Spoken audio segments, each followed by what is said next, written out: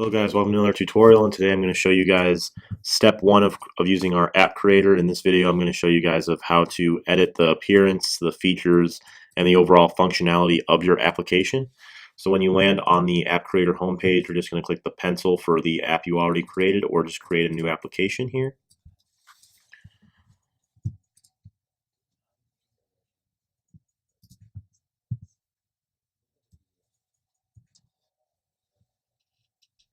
Okay, now in this menu we're going to have our preview mode as well as the design feature that we start out with.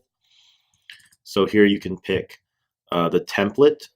If I were to click here, I could choose between a number of templates that we have for the appearance of the application. You can pick any one of these that you would like, and also here are all the categories. Here you could change the layout. As you can see, this is just going to be a lot of templates for how these buttons look here, and also some options here. Down here there's some slider options, duration of the slideshow, the position, the opacity of the images, and the image's height. You can work with this here. Down here you can work on the overlay of the home page here. I have black, but if I were to change it to white, you can see the difference, as well as how the overlay works. You can also download templates of your own right here. And then you can see here there's some status bars if you want to hide on certain devices, as well as your country. And then now all the font families that we have available, and you can save custom fonts if they are Google fonts. Okay, next we can go to colors.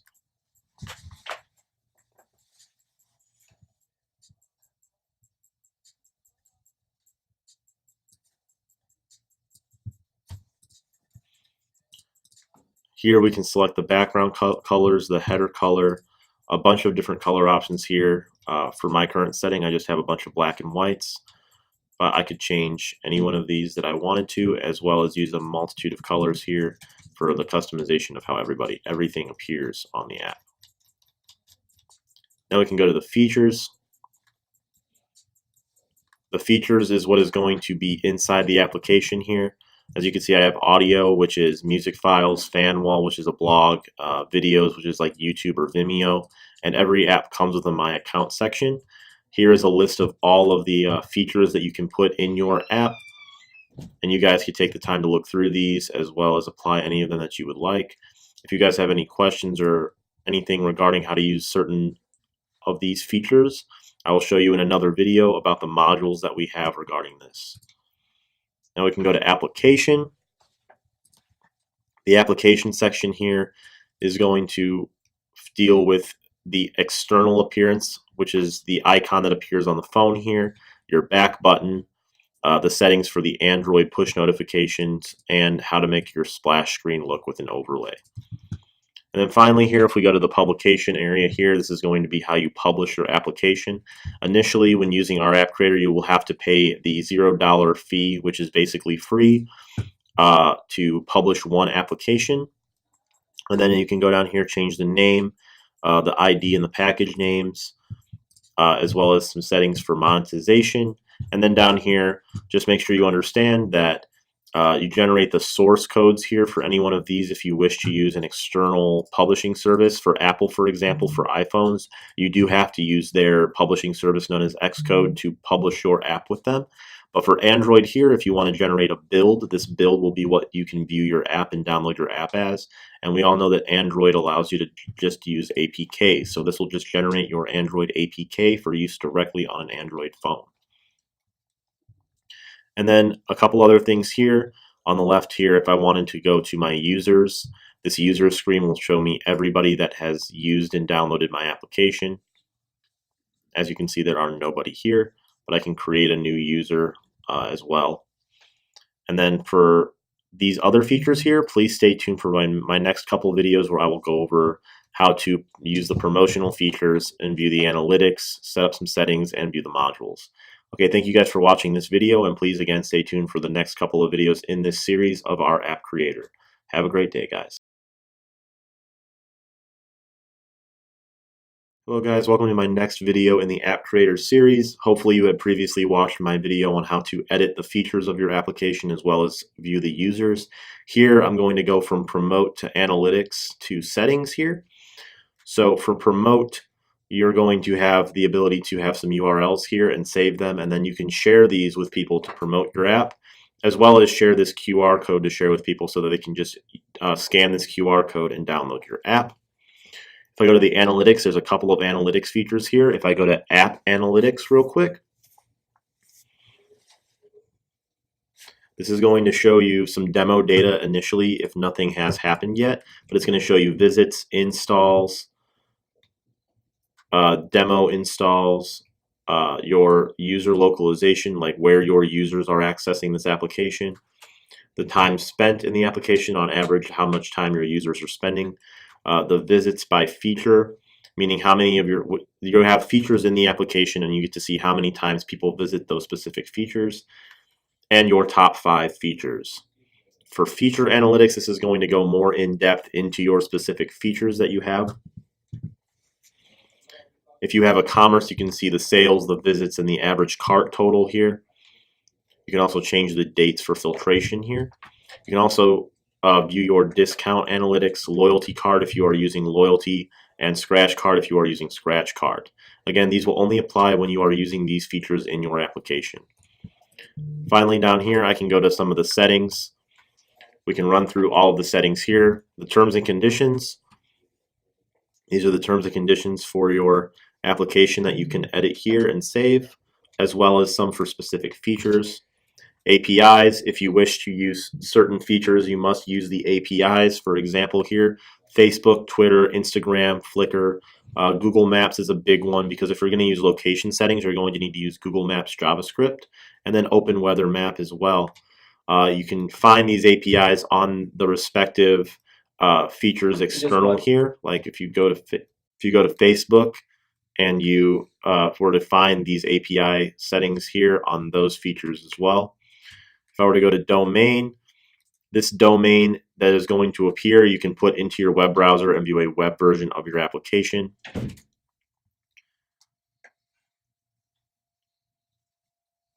I were to go to message here, I can write a message and send to all of the users of the app. This will appear in the messages in the application itself. And some advanced settings here, there's going to be a couple of important things here. Your fidelity points that you can see here, you can enable the app to be used offline. And there's a lot of different settings here to work with, as well as your orientations and how you want the app to appear on certain devices. Okay guys, so this is everything from analytics, from promotion to settings. In our next video, I will go over our modules area of our app creator. So thank you guys for tuning in. Please stay tuned for the next video, and as always, have a great day. Hello, welcome to part 3 of our app creator series. I'm going to quickly run over the module section. Now I want to mention beforehand that a lot of these features in this module section are more advanced features. I'll go over the ones that are pretty simple for beginners to use, as well as kind of describing to you what the purposes of all of these things are. So I'm starting here with training videos. This is all of the videos created by our app creator service to help you understand the features and some of the important things that you can do with the app creator. We recommend watching some of these videos if you want to know how to use some of the features available in the features section in the editor. Quickly here, loyalty analytics, if you were to click on this, would take you to your loyalty center where you can see the people who are loyal to your app as well as your loyalty feature. The import export users, if I were to click here, it would take you to a screen where you can import or export users in the form of a CSV file. Campaign analytics, if you were to run a campaign, you could see how that campaign is going here with some analytics. Mega messages, you can send some through this window here. The website builder, this is going to be sort of like a mini site builder within the app creator. You can use it to create a web version of an app and use some of the tools there. There is videos available on this in this section. User groups, the user groups, if you have a type of user group that you've created through a feature, it would be available to view here. The app icon maker, this is a really cool feature if you guys want to customize your own icon, the icon that goes on your phone background, like where you would select your applications. You can see here we have some widgets here, some designs. You can put an image in the background, and in the foreground put some sort of icon. Then down here under that, you can apply some mega tags. If you have coming soon, we're going to have appointment feature here with an appointment calendar. If you were to go here, it would open up some multi-language tutorials. We are working on those. They will be available in the future. And then device preview. This is sort of the same thing that appeared in the editor section, except here you'll be able to preview on not just cell phones, but also iPads and some Android tablets, as well as desktop computer size screens. So that is basically everything. A quick run through of the module section. There's a lot of stuff going on here, and we highly recommend checking out the training videos for a lot of these features. But overall, you guys should be able to now use the app creator to its full function. I'm glad that I was able to provide some help to you guys with these videos. I hope they are very helpful to you. Please stay tuned for all the other tutorials we have in our tutorial section. And as always, have a great day. Here we are in the dashboard, and the dashboard actually has the app creator if you've added it. So if you don't know where to add it, you just click customize your back office. In there, you can find the app creator. You can add that to your dashboard. And then from there, you can actually go in to enter. But I do want to show you a couple things before you do that. The first one is tutorials. If you click there, it's got several tutorials that you can go through. And these are the quick tutorials that'll show you how to do like specific things. So they're really short. But you can get some longer trainings if you go to the training area and even to YouTube. We've got a few Builderall mobile app longer trainings that show you how to do a lot of neat things. So I'm going to go into the platform. So I'm going to click enter. And when I enter the platform, it takes me straight into this app developer. And this is my home screen that shows up. And there's a lot of information that is here. Once you start publishing your apps from your account, you'll actually get analytics right here. So you'll have total visits, so who visits your app on the stores, and then how many you have on installs. And you'll know if they were iOS installs or Android installs. And then you'll find out which of your apps are the top ones that are installed and which ones have the most visits on the stores. So all that is great information. Now I'm going to go ahead and just kind of walk through this dashboard a little bit to tell you all the different things that you can do besides just this analytics information. Now I've only got one app on here and it's just a test app. So I don't have like any real analytics to look at. But as I build apps and put them on the app store, those analytics will start filling up and I can start seeing what are my best performing apps, what's being installed, and what's the most, what's the device that's being used to install the most. So all that's great information.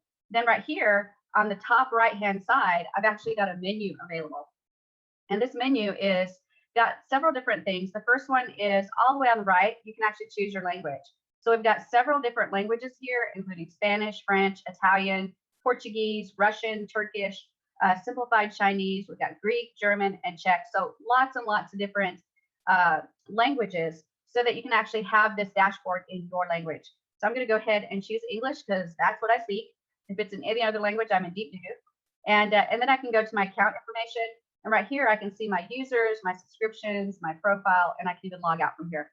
Then white label information, probably won't go into white label a lot, but white label allows you to set it up so that it looks like you are the owner of this particular builder. But I don't think you have a whole lot of power of setting that up right now. Then push notifications. Push notifications enable you to message your app users through a push message. And if you guys have ever gotten a push message, you'll know that this is a message that shows up immediately on your phone. So some of you guys may have seen it in weather alerts. Some of you guys may have signed up for specific store apps and they have push notifications to enable them to notify you of a sale or something like that. So push notifications are actually really valuable, but by default now push notifications are turned off. So you'd have to teach your users how to turn the push notifications on for your app so that they could actually receive them. So push notifications are valuable, but now they're not as valuable as they used to be. Back in the beginning when I was doing apps, push notifications were automatically enabled and you had to manually go in there and disable them. But now they're actually automatically disabled and you have to teach your users how to set them up. It's not hard to do, but you'd have to do maybe a quick video or something and put that on your website or on your app so they could see how to enable notifications. And then of course you got the button to bring you back here to the dashboard so that you can come all the way back to the very beginning and start again. All of your apps will be listed right here. And for any app, if you want to work in it, you click the little pencil icon to edit. If you want to delete it, you just click the X and that deletes that app. And now let's talk about building a brand spanking new app. So I'm going to go in here and I'm going to click create new application. And for the application, I just need to go ahead and create an application name. So I'm going to call this, see, what is it? Friday training. Fabulous. So I'm going to click, actually, I'm going to do Friday live training. That makes it even more exciting. There we go. Friday live training. And then I'm going to click create. Now what it's going to do is in the background, it's creating everything I need for my mobile application to be able to build it. It's putting a lot of stuff together, and it's going to take me into my mobile app development dashboard for the Friday live training. So I can go ahead and start jumping in and training. So from here, the first thing it asks me to do is to pick a template. And each one of these templates are very, very different. They have different settings for them, and they function in a little bit different ways. So what you need to do is very carefully go through and look at them. So if I look at this first one that's blank, it says the main colors of that is black and white. If I look at this second one, which is red and company, you'll see that the main colors are the black and the kind of pinkish color and white.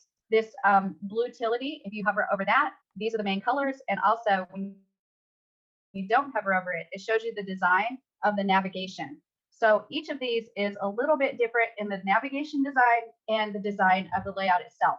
So as you can see, this one has the first one here has the little circles and the colors are different. This one has the little lines and the colors are different. This is one of my favorite ones, this one right here. Not the colors, but the design of the navigation, which appear at the bottom.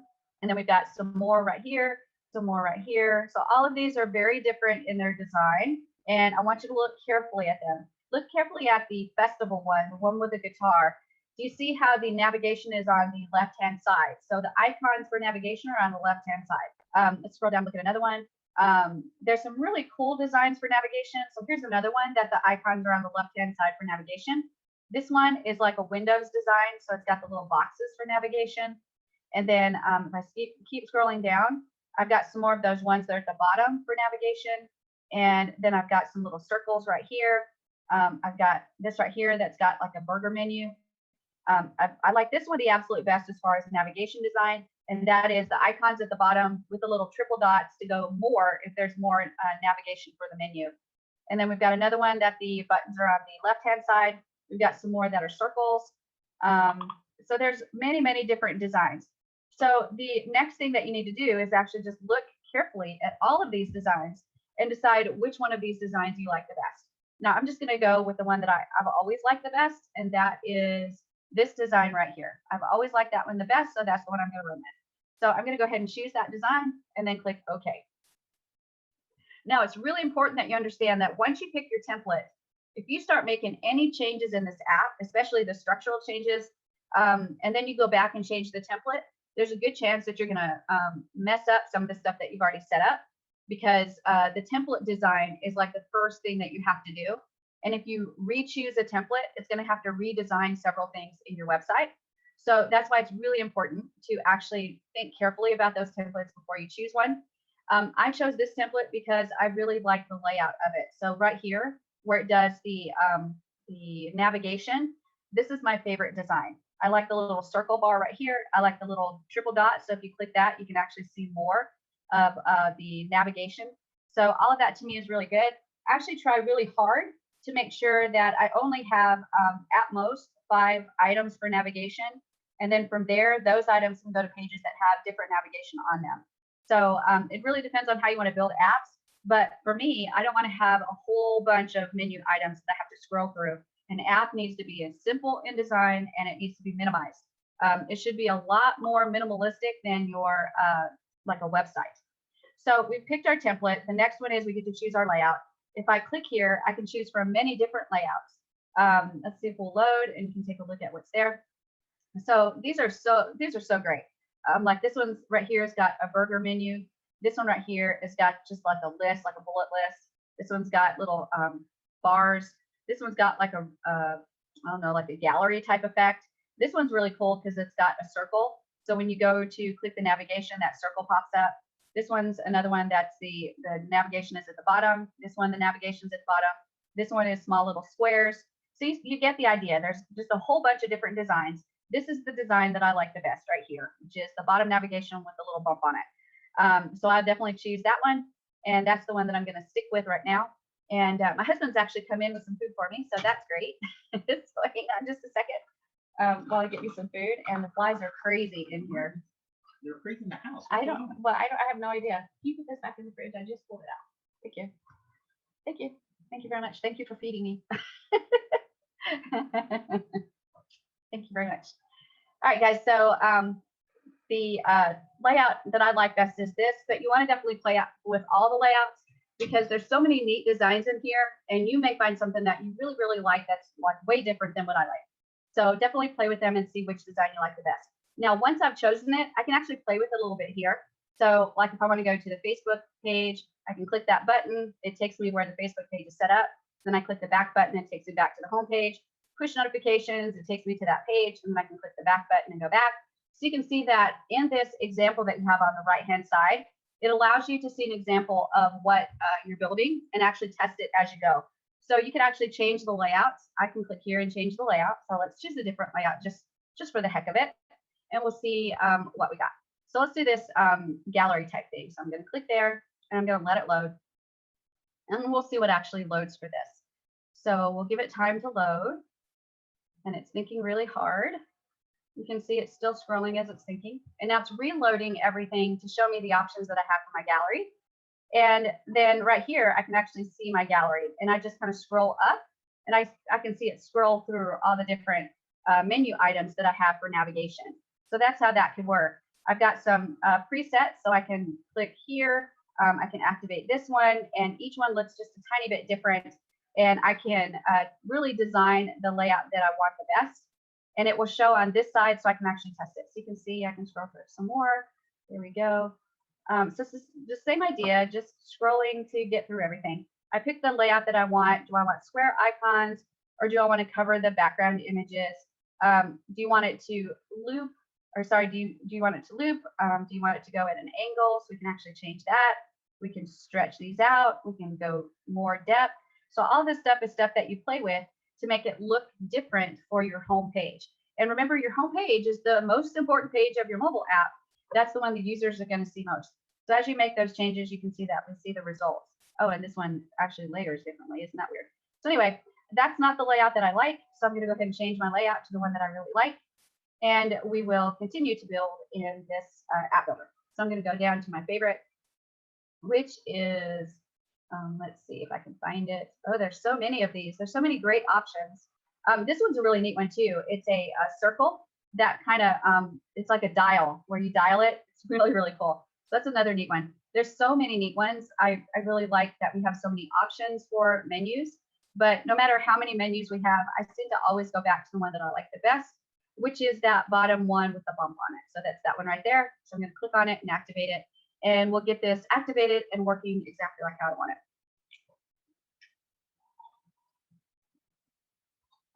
So my husband brought me chicken wings, and so I'll be eating those after a while, after I'm done with the training. But now what I've got is I've got my template, which I have chosen. And if I choose a different template, I'm probably going to have to change my layout as well, because each template has certain layouts and certain settings. So if I choose to change that template, it may affect my layout and my other homepage designs. And then I chose the exact layout that I want as far as how my navigation menu is going to look. And then for every navigation menu and template, there's going to be some homepage options and layout options. So right here, I can say display the homepage slider. When I click this, there's a slider that appears usually right around here. And that slider you can put multiple pictures on, and it will slide across your homepage. It's really hard to space out, so it takes a little bit of practice to space it out and make it work right. So very rarely do I actually set the homepage slider. I just take whatever picture I put there, and that's fine. The next one is the layout options, and it says display shadow. That's that little shadow that appears on the bump and across the navigation bar. It's showing right now. I can hide it, and then it'll be just a flat, just an end to the line, no shadow. And then display border circle. I have mine visible. If I click hidden and then I click save, it will change the way this navigation menu looks. And we'll let that load, and I'll show you what it looks like. And it makes it look very, very flat, right? So there's no shadow. Right here on the bump, there's no shadow. The bump actually looks kind of hidden because the border's gone. So I'm going to do visible here, and I'm going to do show here and click save again. And you'll see how different it looks. And I definitely like the look of the border on the bump visible and also the shadow visible. So that's much better. So I actually really like that. So I'm going to leave it that way. The next thing that we have to figure out is our image. Now, this image right here for the area of the device, we can see exactly what's going to show on this device, whether we're in portrait mode, landscape mode. So if I'm in portrait mode on this device, this is the area that's going to show for me. So if you take a look, this is the area that's the most prominent area. So if I wanted to put a logo or something that I would make sure would show on all devices, I would make sure it's going to be showing in that area, that white, that area that's not grayed out. I can do a different overlay, a white overlay, but that doesn't show as well on this picture. So I'm going to keep it black. And all this overlay is doing is it's showing me the safe zone of where I need to put my really important content. So if I want my logo to show, if I want something specific to show, like maybe the hours of my business or something like that, then I need to make sure that that information is in that safe zone. So I can look at it in portrait and I can look at it in landscape. So as you can see, there's a safe zone that's a little bit wider when you're in landscape than when you're in portrait. Obviously, the portrait safe zone is a little bit taller. So there's actually a great way to make sure it's all working for you, and that is to get the PNG that is showing exactly where the safe zone is. So to get that, you just click PNG and it opens up this template and it shows you exactly where the safe zone is for all the important information that you want in your home page image. So if you want to make sure your logo gets seen, or you want to make sure that your business building gets seen, whatever it is, you want to make sure that that is in the safe zone area. So what I would do is I would take my image that I'm working with, put it into something like GIMP, and make sure that everything I wanted to see on every device was in the safe zone, whether in portrait or landscape, and then everything else is just there as background image. Okay, so that's the challenge of it, is to get the exact thing you want in the safe zone. And now let's talk about testing it to make sure it looks like you want it to look. Right here, you've got the example device. And what's neat about it is it's going to show you what it's going to look like on iPhone 5. On iPhone 6, you can actually just click that and it will show you. And then Android, so that's an example of what it looks like on Android. And then on some type of HTML phone, like a Pixel phone or something like that, that's what this looks like. So each one looks just a little bit different, but you can click back and forth between all of them and actually see what you're building and how it's looking. I'm going to go ahead and keep it on the iPhone 6 because that gives it a pretty good representation of what I'm building. And then the next thing I'm going to do is go down here and look at these features. So when I look at those features, it says the first one, use the homepage image as the background in all features. When we talk about features, we're actually talking about pages. It's talking about individual pages. And so do you want this image on the background of all of your pages? If the answer is yes, then you want to go ahead and check mark that. If you want different color backgrounds or image backgrounds for all your other pages, you want to uncheck it so that that image doesn't show up on every single page. The next one is hide iOS status bar. So up here, you've got a status bar. It tells you how much battery you have left. It tells you whether you're on Wi-Fi. It tells you how good your signal is. And it even tells you what time it is. All those are important things. So if you do not want that to show, for example, when I play Candy Crush, Candy Crush doesn't like you to see that. So they hide that. So Candy Crush is smart because they don't want you to look at that time and know how much time you've spent playing the game. So they would check mark that so that you don't realize how much time you've wasted trying to get up in levels. For me, all of the apps that I build, I'm perfectly okay with them knowing if they're on Wi-Fi and what time it is and how much battery they have left. So I always keep that unchecked. The same goes with the Android version. If you click on the Android version, there's your status bar right there. If you want to hide that, then you just check mark it to hide it and that goes away. And these flies are driving me nuts, you guys. If I'm swatting, it's not because I'm swatting at you guys or even swatting at me. I'm swatting at these crazy flies that have just decided to invade our house. Anyway, the next one is choose your country. And from there, I'm going to click the down arrow and I'm going to choose my lovely, lovely, lovely, lovely United States. And what that does is that chooses the currency type as well. So I choose the US currency that's going to be used in my app. And then the next one is to choose the font that I want to use throughout the app. And there's a lot of different ones that are offered. So you just kind of scroll through and see which one you like. Any of these are good fonts. The serifs are the ones that have the little curly cues on them. The sans serif is without the curly cues. And then we've got some display fonts, some handwriting fonts. Some of these are actually really pretty. And then monospace fonts, which are it has a lot of space in between them. But I usually go with a sans serif because those are usually the easiest ones to read. So if I'm looking here, I think I'll go with a Montserrat. That looks great. So I'm going to click that. And now any font that I use for the system is going to actually use that Montserrat font. That's really hard to say, Montserrat font, so that throughout the app, I'll have the Montserrat font. Okay, I think I said it right now. And then down here, you can also use some Google fonts that are not listed. So if you want a custom font, you can actually do that here. But you have to make sure that the font name case is correct. Once you choose it, you click save, and you can actually use a custom Google font. I think they've got a lot of choices here that are great. So for me, the Montserrat is fabulous. So I'm going to go with that. So once I'm done with everything and everything is saved, anything that has a save button, you need to make sure you save right away. So if I wanted to do the display homepage slider, if I check mark that, I need to click this save right away, or it may not save that change.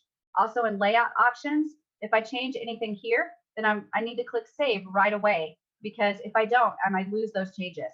And then anything down here, if I check mark it, it's going to automatically save for me, and you'll see it reload the page with the new changes. Okay, so that's just the first screen on designing your homepage. Now, what happens if you want a different image on your homepage? If you want a different image, you can click this button to say change your homepage. And remember, you need to design your page based on this design. So if you have a portrait image, it needs to be like this. The safe area is right this in portrait mode. And then you need to make sure that your important information is in the safe area. Once you have that image created, all you do is click change your homepage. You can actually upload the new image and then see how it's going to look in all the different types of devices. Okay, we're going to keep this default because we got a lot to cover, and I'm pretty sure you guys don't want to watch me create an image from scratch. So the next one, once I've saved everything here, is I'm going to go to colors. Now this one is absolutely huge. Okay, it's a huge area. There's a lot of colors that are involved in when we're creating an app.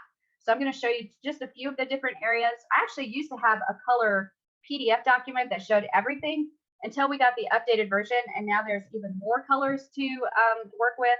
So there's a lot of stuff here that you can manipulate and change to really personalize and customize your app.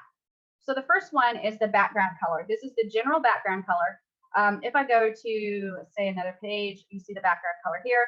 If we change that to maybe a red, and then the background color of some of those pages are actually going to be changed. If I don't like the color, I can go back to the white and then just keep going. And you can see I've got lots and lots and lots and lots and lots and lots of colors that I can change. So going through here, I'm going to see if I can find a few so you can see how it actually works. So on the header, so this is this area up here. For the text, I might have the text as black, but I really want it to be blue, so I can change the header color to blue. And our text on that is going to actually be blue now. If I want to change the color of the image, I can change the color of the image color. And now any images in my header homepage, oh, sorry, let me change that back to black and go back to the header. The background for the header, maybe I want that to be red, so I change that to red. And let me see if I can find a page that shows that. So you can see that my header, which is at the top of the page, is now red. There's also a border, and right now it's gray, but I may want that to be black, so I can change that to black. And now you can see there's a solid black border on the header of the page. And we chose text color. Let's make the text color yellow maybe so we can see it real well. So there's the text color of yellow. And now you can see that all the text in my header is actually yellow. So I can change anything there that I want to change. And then if I've got a card, I can change the background color of any of the cards. Let's see if I have a card anywhere. That might be a card right there. Let's see if we can change the color and see. So I'll change it to black. Nope, that's not a card. So we'll change it back to that, whatever color that is. But when I have cards, which are just rectangles on the screen, you'll see them when you get them. You can actually change all the colors of the card and the card item that's inside of it. So again, that's a great way to really customize your app. Then you can change if you've got a list, if you've got a spinner. The iOS spinner is the thing that spins as the page is loading, and the Android spinner You can actually change the background color of that. And then any buttons that you have on your screen, you can change the colors of those. And you've got the regular buttons, the button light, the button positive, the button calm, the button balance, the button energize. So lots and lots and lots of colors of different types of buttons. Then you've got utilities. So utilities light, utility positive, utility calm. Again, crazy amount of colors that you can have. And then badges. So badges light, badges positive. So all of those as well. Then checkboxes you can change, radio buttons you can change, toggle buttons. So if you have a toggle where you change something from on to off, you can actually change the colors. If you have a toggle button that's just a handle, you can change those colors. Tooltips, these are tips that pop up as you're looking at a page. You can change the colors of those. Icons, if you've got some icons, you can actually change the color. So let's see if we can change the color of these. We'll go to red, and I don't think that's going to change those. So we'll pretend like that is, let's see, maybe, no, I don't think that's it. So icons, you can actually change the color. A dialog box, you can change the color.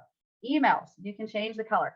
So there's so much that we can change on here that it's absolutely fascinating what we can do for sure on changing the colors. And all of this you can actually change, including this bottom area, the navigation. You can change those colors as well. And I'm not entirely sure what they've called it. I thought it was the icons, but let me go back and look at the icons again. So checkbox, radio, toggle, tooltip, icons. So we're going to change all these colors and see if any of them change the icon colors. So I don't think so. So it doesn't look like I can change those, but I know there's got to be a way. So we'll just keep working on it. But here's all your colors for the app. And again, you can customize everything on here to put it and make it any color you want.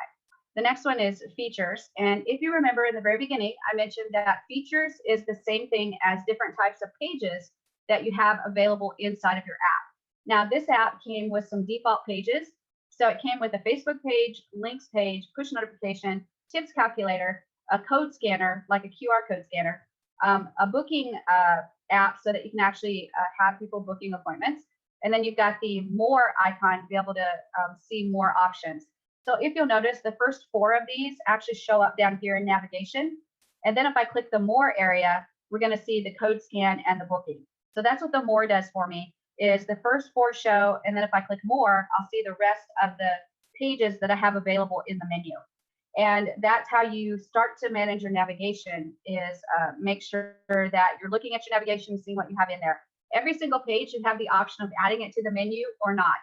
If you do not add it to the menu, then you're going to have to add a link or something somewhere that leads to another page if it's not on the menu. So that's really important. Navigation, honestly, is one of the most difficult things to do in a website and in a mobile app. You want to make sure that your user can easily navigate all throughout the app, just like you want them to navigate all throughout your website. So then the next thing is adding pages. So right now we've got these pages added, and we can add more pages or features if we want to. So let's look at the ones we have added first to kind of take a look at what they are and what they can do.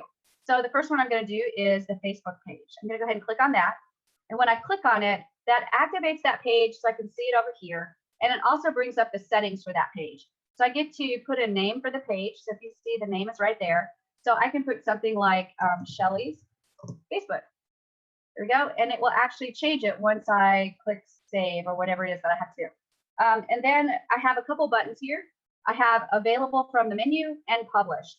So I can actually be working on a new page in the app and not have it published yet. I can turn publish off, or I can actually redo it and turn publish on, and it will actually be available inside of the app. So I'm going to go ahead and turn it on, and now it's published. Also from the menu, I can actually take this off the menu so it doesn't show. And remember, if I make it so that it's not available on the menu, I'm going to have a link somewhere else to take it to that page. Okay, so if I make it unavailable from the menu, so we're going to make sure that it's not available in that menu. Then what I can do is actually go back here, and if I refresh this page, that Facebook on the menu won't be there anymore. It will actually not be there. Let's see if I can get it to change. Nope, I'd have to refresh the page, I think. Let's go ahead and refresh the page and see if that happens. So I'm going to refresh, and we'll reload everything and see if we can lose that Facebook item on the main menu, because we've said that it needs to go away. And now you can see that it's actually not on the main menu. It's not there at all. So right here, you'll see that it has a eyeball with a slash in it. That means it's not showing. It is not on the menu. Okay. So if I click that again, and I take a look at what's going on, I can see the settings for the Facebook page again. And now I can click to activate it on the menu. And you'll see that eyeball with a slash through it go away, because now it's going to be available on the menu. And when I go back and refresh my screen again, it will show on that main menu. Okay, so that's how you make things available on the menu or not. You can hide pages completely if you want to by making them not available on the menu and no links to the page. So technically they're a page inside of your app, but nobody can get to them. And the reason you do that is if you're setting up a page and going to get ready to go, but you're not ready for them to see it yet. Or if you've got a couple different versions of a page and you want this one to show in January, but you want this one to show in February, you can start switching them out so that the January one shows in January and all the other ones are hidden. And the February one shows in February and all the other ones are hidden. So it's just a great way to organize your pages in a way that you can show them exactly when you want to. The next one is to enter the fan page ID. And there is a way to get a person's fan page. So I'm going to go and do just a Google search. So I'm going to go to Google, and then I'm going to type find fan page ID. And when I do that in Google, it says find my Facebook ID. And then it tells you to put your Facebook profile information in. So I'm going to do that. So it's https://facebook.com/guy-diva. All right, and now I'm going to find the numeric ID for that. And there's my numeric ID. So I'm going to go ahead and copy that. And then we'll go back here and put that ID right in here and then OK. And that way I actually have that Facebook ID in there, and it should be pulling up my fan page now. It does have to be a page though, so I'm not sure if it'll pull up my profile, but we can definitely see. So I'm just going to do a refresh now that it has that information, and we'll see what it gives me. So here we go. And my fan page should be showing up right here on the menu. There we go. And then I'm going to click on it. And let's see if it loads it. No. So it has to be a page. So let's go back here and we'll try to find one of my pages. So I'm just going to go to facebook.com and I'll go to Biz Tech Mastery. That's one of my pages. And we'll see if we can get the number for that. So I'm going to get the link just like that. And then I'm going to go back to that other page and look for my ID. So there we go. And there's my ID right there. So I'm going to copy it and I'm going to go back here and I'm going to paste it in the settings. So I have to activate my Facebook page or my Facebook feature. And then I'll go in here and paste it and then OK. And let's see if it'll add it for me. Maybe. And then you get to choose what background you want. And the background, you get a portrait version and a landscape version. And it gives you the exact size that you need for the portrait and for the landscape. And you can click to upload them directly from your computer. Otherwise, you can do a background color from the colors area. If you set the background for your whole app, it will have that background color for the entire app. Or if you just want a specific color for one page, you can set up a picture that's 1080 by 1920 and then 1920 by 1080 that has that color that you want, and then add it to only this page. And so it'll only have that background color. So I'm going to go ahead and click save, and then we'll see if everything saves for me. So let's see if it'll show. I'm not sure if it'll reload the page or not, but if not, we can always reload the page and take a look. All right, so let me go ahead and reload the page.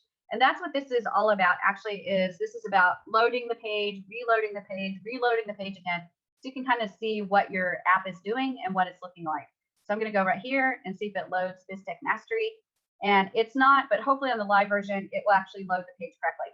So we saw how to set up the Facebook page. We can go to a links page. So I'm going to click this.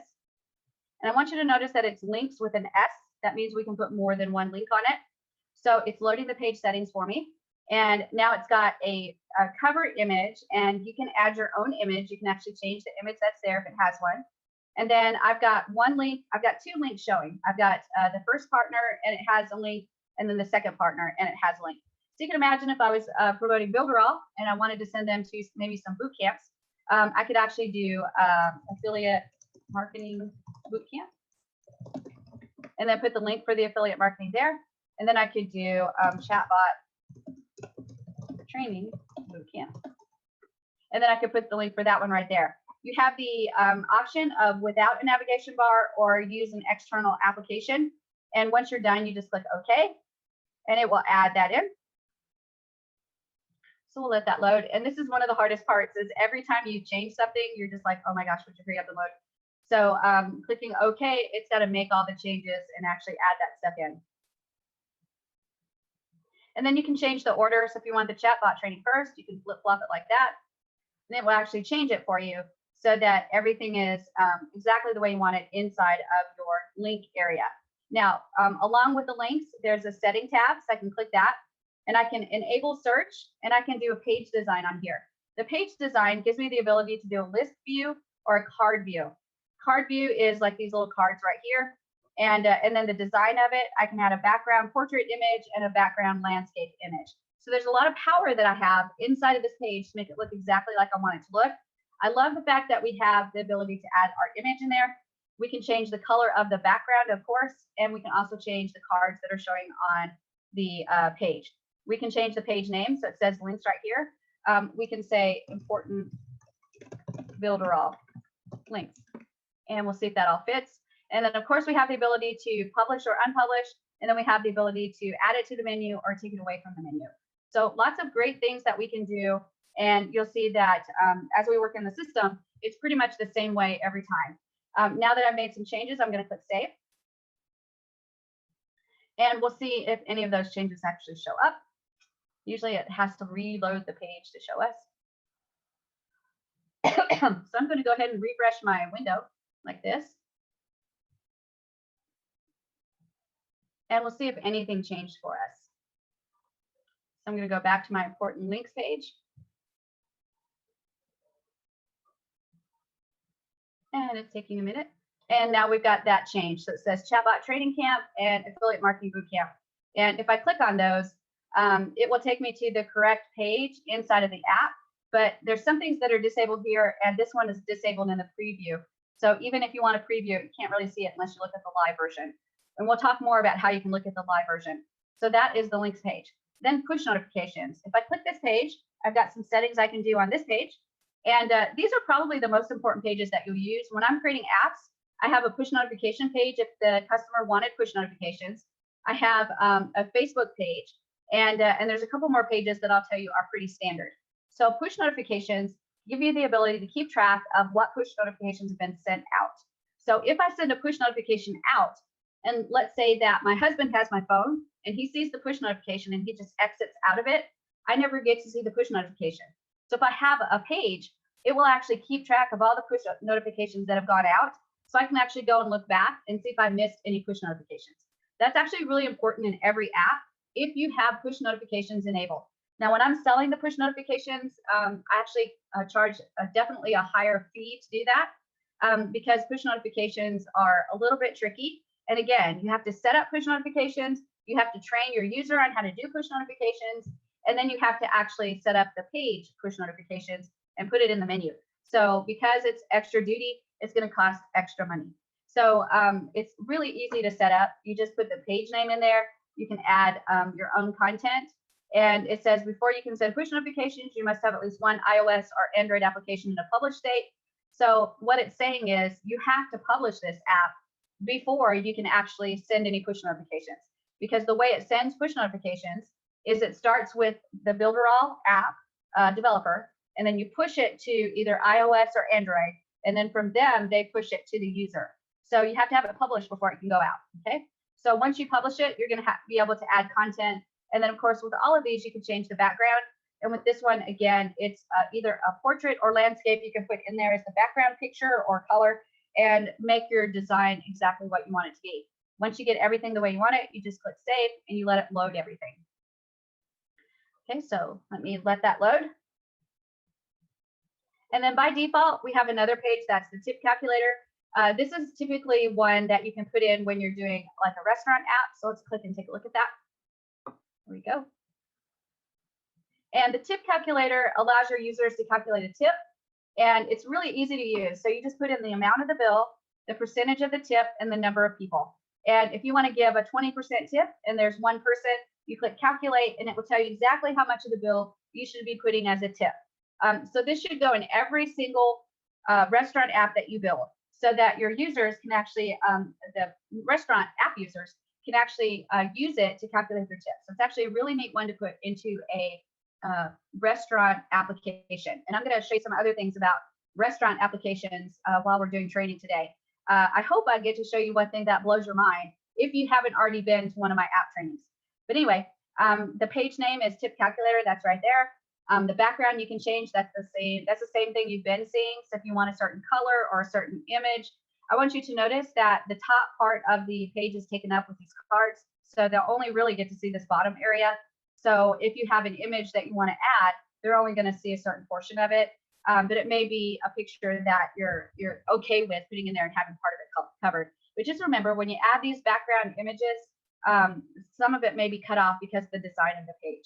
Also, make sure you know that it's enabled on the menu or disabled, and published or not published. Okay, so that's the tip calculator. That was a really easy one to add. Then a code scan. This is actually really cool because this allows you to scan like QR codes. So in the code scan, it allows you to open up the code scanner to be able to scan barcodes. So I'm going to click this, and we'll look at that page that comes up. And it says that this has been disabled because all it does is it lets you scan a QR code, and then whatever is in that QR code, it will activate it. So if it's a phone number that it is set to dial, it will activate and ask you, do you want to dial this number? If it's a URL, it will take you to that URL. If it's just some text, it will show you the text. So QR codes are actually really, really cool. And this allows you to scan the QR codes to do whatever it is that the QR code is set to do. So it opens up your camera to be able to scan. And again, this will, you can set the page name to whatever you want. You can make it available in the menu. You can have it published or unpublished. So real easy to use. These are fabulous, you guys, if you want people to go to your website from your mobile app.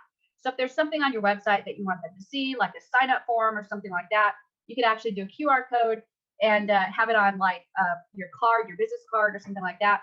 They scan the QR code and it takes you to the website where they can sign up for your email list. So that's the value of having the code scan in there, is that you add functionality to the app, being able to add a QR code scan, and then it does whatever the QR code is set to do. If you're not sure about QR codes, you can actually create QR codes really easy. If I go to Google and then I type in QR code maker, there's a bazillion QR code makers, and here's one of them right here. You just put in exactly what you want it to do. So these are the possibilities. You can open a URL. You can save your contact information on the smartphone, so it gives you a virtual business card. You can do a text box. You can automatically send an email with predefined text. You can send a text message. You can open up a Facebook with a Facebook button. You can display a PDF document. You can play an MP3 player. You can redirect to app stores, and you can open up an image. So you decide what you want it to do. So let's say I wanted to do a URL. I type in the URL, and then I can upload any file if I wanted to, like if it's a PDF document or image or something like that. And then once I put that URL in, let me just grab this URL and I'll put it in there just like that. It's going to actually create the QR code for me. And let's see, color, there it is. So that's the QR code. And if I scan that QR code, and I'm just going to go ahead and scan it with my plain old ordinary QR code scanner. Let me find it here. I've only got 10,000 of them on my phone. And of course, when I need it, I can't find it really fast. But there it is. So I've got a QR code scanner, and I'm just going to scan that QR code. And the first thing it does is it takes me to that exact page on Facebook, right? So that's the URL that I put in. So that's the value of a QR code scanner, is that you add functionality to your app if you add that in. So if you want to send somebody to your page to sign up for the email list, a QR code scanner, and then the QR code on your business card would be fabulous. So that's a really cool thing that you can do with Code Scanner. And then booking, I'm going to go ahead and click that. We'll take a look at it. And booking is, I believe, actually like a calendar-based booking system. And it gives you the ability to put your name, phone number, email, number of people, and then the date and time. And you can book an appointment or a table or a conference room or anything like that. It gives you the ability to add comments. So you can add that in. There's some locations, so you can add the locations in if you have multiple locations and email. and then you can manage your locations from here. There's also settings, so you go in there and create a cover, and it gives you the exact size you need. It gives you the ability to have a description. You can have single dates or check-in, check-out date for like a hotel or something. So again, this would be fabulous if you've got a little bed and breakfast and you want them to sign up through your app to be able to possibly reserve a time for your bed and breakfast rooms. And then design is either a list or a card. And then the date format, different countries have different date formats. So that's the settings. And then the design, of course, you can have your background, image, portrait, and landscape. Once you've got all those set, you just click save and everything's saved in there. And you now have your booking part of your mobile app. So this is another fabulous tool to put inside of an app. And then, of course, you can add it to the menu, or you can publish it or not publish it, whichever one you want. So that's the booking part, and it's a fabulous tool to use. So those are all the default things that were in the app that I created at the very beginning. And that's just 5 different page types, right? Actually, 1, 2, 3, 4, 5, 6 different page types. And then you've got the more, which allows you to show more items if there's not everything showing on the main homepage. So for example, there's only 4 items showing here. So the more would actually show the 2 other items that I have in my menu, okay? So now we've got the opportunity to add a bunch of different types of pages above and beyond just these 6 that we looked at. So usually when I'm building a mobile app, this is the direction that I go with it, just to let you know. And I'm going to write these down just so I can keep track of them for you and go back to them if I need to. So mobile app, the way I build them and the way I sell them is actually I have a home page. That's always the key. And the home page is where the main menu is at. And the main menu, we don't want more than about 4 items. So this actually is really, really good because it's got the 4 main items that I want for my app. So you've got the home page, and then you're going to have about us. That's another really, really important page that you have inside your app. Then you've got a contact us. That's another page that you need inside your app. And then our products and services. So our products or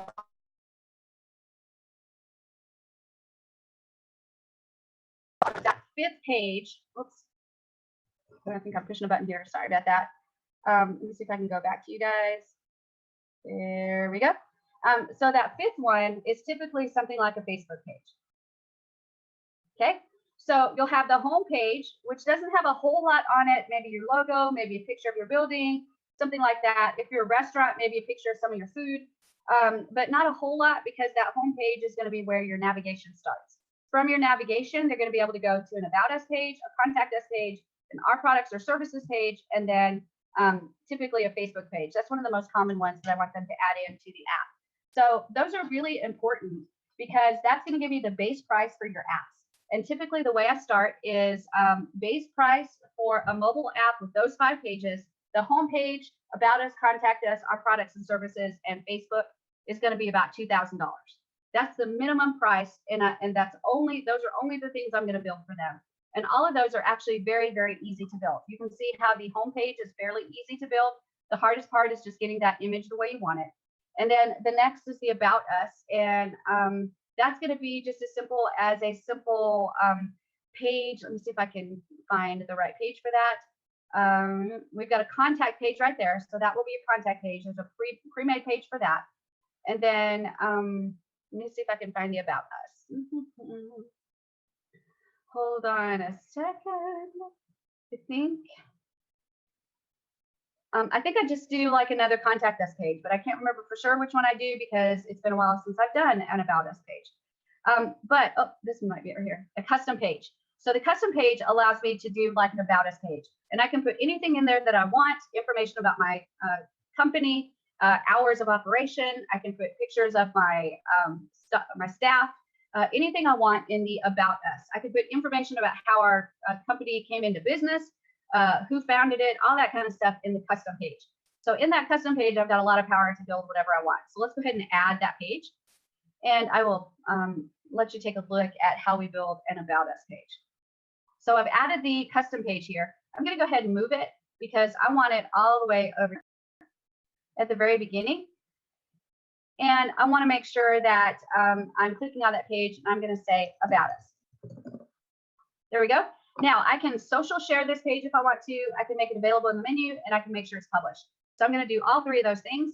And then from here, I can add text, I can add an image, I can add video, I can add an address, a button, an attachment, a slider, and a cover. So all of these allow me to create this custom page that is what I do for About Us, right? So I could add a image, maybe of the building of my company, and then some text underneath that that says something about my company, and then maybe the address of my company, and then maybe some more text that shows the hours of my company. So you can see how I can build this page to be anything I want it to be. And then after that, I put the background, and on the background, I'll put the 2 images for portrait and landscape. For me, it will probably be just color, not an actual image. I want them to very easily be able to read the information about my company. Okay, so that's the About Me page. Whenever I'm done, I click Save. And then the next page is going to be the Contact Us page. And that's one that's already pre-configured. It's actually very easy to use. All I do is go in and find the contact right here. So I click Contact, and it will add that page. So if I look at the top, it's going to add it to the very top. And I may have to click the arrow button to find it. So there it is right there. And I'm going to move it over. And I'm going to move it to beside the About Us. So now I've got About Us and Contact. And I'm going to say Contact Us. And it's recommended that you get the Google Map API keys so you can validate your contact address. That will also allow them to click it, and they can go to Google Maps and get a turn-by-turn direction on how to get to your company. So setting up the Google Maps is a fabulous idea because it's going to give your customers the ability to find you very easily. So anyway, here's your name. I'm going to say Shelly's Pet Store. And then I can add a cover image, and it gives me the exact size image that I need to add. Then I can do the address. So I'm going to do it as 216 Elm Road, and that's in Batesville, Mississippi, 38606. There we go. And now I can do a description of my company. We have all of the latest pet supplies for your fur baby. There we go.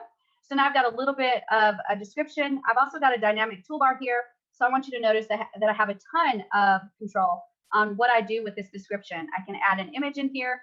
I can bold, italicize, underline, strike through. I can take all the formatting off and start over again if I don't like what I did. I can right justify, left justify, center. And I've got the ability to change the text color, and I can choose different types of fonts and even change the size. So a lot of functionality here to change and make very dynamic my description of my company. Then I put my phone number, my email address, my website, http Shelly's Pet Store. There we go. So we got Shelly's Pet Store, and we'll do facebook.com/Shelly's Pet Store. And then Twitter is twitter.com/Shelly's Pet Store. Fabulous. So we put all that information in, and it's actually ready to go. And we're going to go ahead and click Save to make sure we don't lose it, even though we feel like we're waiting forever for it to change for us. This is probably the hardest part for me, is just waiting so long for the information to update. But it says we were unable to validate your address. That's because I haven't set up the Google API keys. But if you go into Google and go to Google Map, you can actually get an API key to add in there. So if I go to design, the design is the card design. I can also do a list, but I really like the card, which is, those are the cards right there. And then the background I can set up as portrait and landscape, the colors, or the actual picture that you want to add. And if you look, it's actually updated what this page is looking like. So I have Shelly's Pet Store, the address, and then the description, and then all the information that you can have to contact me if you need to. So the contact page is, again, fabulous to be able to set up the company. And you saw how easy it is. It just takes moments. The hardest thing is actually just deciding how do you want to design this page. Do you want to do a solid color background or an image in the background? All of that is stuff that you'll learn how to do once you've done it a few times. So after the contact page, we can do our products and services. And again, that's just that simple custom page. So if I go to custom page, I'm gonna click that one again, and that was going to be our products and our services, and it's going to add it to the end of my list of already existing pages. So there's my custom page. I'm going to move it all the way over right here. See if we can get it going here. Sometimes it's persnickety. And I'm going to put it as number 3, and I'm going to rename it our products. There we go. And our products page, it again has the ability for social sharing, available from the menu and published. And now I can start building my custom page. I can add my pictures of my products. I can add text with pricing. I can add all kinds of different information to this page to make sure that it talks all about our products and what they are. And then after I do that, I can add a background portrait, background landscape, and that page is ready to go. All I have to do is click save. And then I have that page ready. Now, when you're adding the sections, you can just keep adding sections and keep going. So you can add an image, and then you can add text, and then you can add another image and more text. So you design it how you want to using these buttons. It's actually very easy to do. So I've got the About Us, I've got Contact Us, I've got our products, and now I've got my Facebook page. So if I go back to my menu, so I'm going to go all the way back to my home page. Here we go. There's my home page. So all I have to do is refresh, and I'm going to see that these 4 pages are the first 4 buttons on my navigation menu. So I'm going to go ahead and refresh, and we're going to take a look at that. This is actually so easy. This is a $2,000 mobile app, and it's actually very easy to make. And you'll see that it's got About Us, Contact Us, our products, and Shelly's Facebook. And you'll have to shorten those because they take up the font is so big here, so you'll have to kind of shorten that a little bit. But it will take a little bit of work, but you can get it all working for you. And if you take a look, if I click About Us, it's going to take me to the About Us page. If I click Contact Us, it'll take us to the Contact Us page. And then our products will take us to the Our Products page. And then, of course, Shelly's Facebook will take us to the Shelly's Facebook page.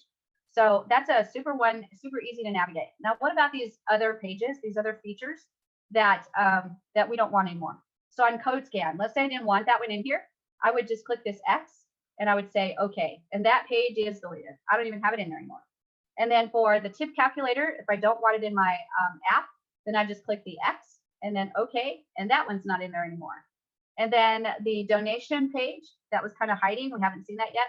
I just click the X and then click OK, and that one's not in there anymore. So you can see how easy it is to delete the pages that you don't want. So I've clicked everything out that I don't want. I'm going to take out the booking and then OK, and that one's gone. And then for this one, I'm going to leave push notifications. Well, I guess I'll take it out. So I'm going to click push notifications and then OK. And now I've only got the base app that I'm going to be working for. That's $2,000 for me to make. Okay, it's $2,000 for me to make. Now, anything else that I add to this app for a business, I'm going to have it on an a la carte menu. So let's say that they want to add, oh, I don't know, some links to something. So there's a links page right here. I could add that in. But on my a la carte menu, I'm going to say that if they want that added to their app, it's going to cost $500, right? So we're starting at a base price of $2,000. And then any of these pages that they want added in, I'm going to have on a list, and it's going to say like $500. Okay. And here's the way I do it. When I start going to sell an app, I have a base price of $4,000. So this 4-page app is going to cost $4,000. And if they're a customer that I really think I'm going to enjoy working for and working with, and I'm excited about their app, they're going to get it for $2,000 because I'm going to give them a 50% discount. If it's somebody that I think might be jerking my chain, or I'll take the job, but I'm not going to be happy working with them, so I'm going to make them pay a premium fee, then they're going to get it for $4,000. So you can see how this works. You set up your business so that you get the fee that you want. I've gone into places and they had to pay the whole amount. I didn't give them any kind of discount because I'm like, yeah, these are going to be tricky to work with. You're paying the whole fee. And then there's other ones I could tell that it was going to be a lot of fun to go in there, make their app, and I'd probably learn a lot while I was doing it. So 50% discount for them. And the same way goes for your a la carte menu. So you're going to put all of these items on your a la carte menu, and you're going to put them for a cost that's double what you want to get. So if you want to get $500 for putting in that links page, then you put it in the a la carte menu as $1,000. Now, you and I know that all you have to do is click this page, add the links, and Shazam, it's done. But they don't know that. They think you're behind the scenes coding and doing all these things, that, sweat on your brow to put this together. They don't need to know that all you're doing is clicking a page, adding the links, and Shazam, it's added to your app. Okay, that's really important for you to understand because they have no idea how much work it is for you to put these together. So they don't have to know. You don't have to tell them. This is your business. You don't have to give away your industry secrets for them to know what's going on. You just are offering your service. And for your service, for the basic 4-page app, you're going to charge $4,000. If they're nice, you're going to give them a 50% discount. Okay, so that's how we work this business. And you've got a bunch of pages here to work from. Oh my gosh. And some of my favorites that are good add-ins for businesses are the customer loyalty card. There's a few of them. Here's one right here. That's a loyalty card. I'll click that and add that so you can take a look at it. And we'll take a look and see what this thing looks like. This is one where it's like a stamp card where you take it in and you buy a meal, you get stamped. And then you buy another meal, you get stamped. And if you get 6 stamps, you get a free sweet tea the next time you come in to get a meal. So you log in. So we'll log in, email skydivingdiva@yahoo.com. Password is a secret. And log in. Oh, I don't have an account. I got to create an account. So first name is Shelly and password is a secret. And I accept the policy and send. So now I'm actually going to log in and I'm going to access my loyalty area.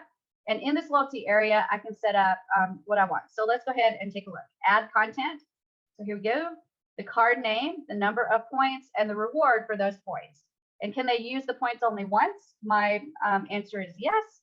And then you need to add a picture for the points inactive and add a picture for the points active. And then once you add that information, you click OK. And that's actually ready to go. And they can use their loyalty points to get, free stuff, whatever, at your store. So that's one version of the customer loyalty card. Let's take a look at another one because there's even better ones. So let me see. There's a club card. I don't think that's the one I wanted to show you.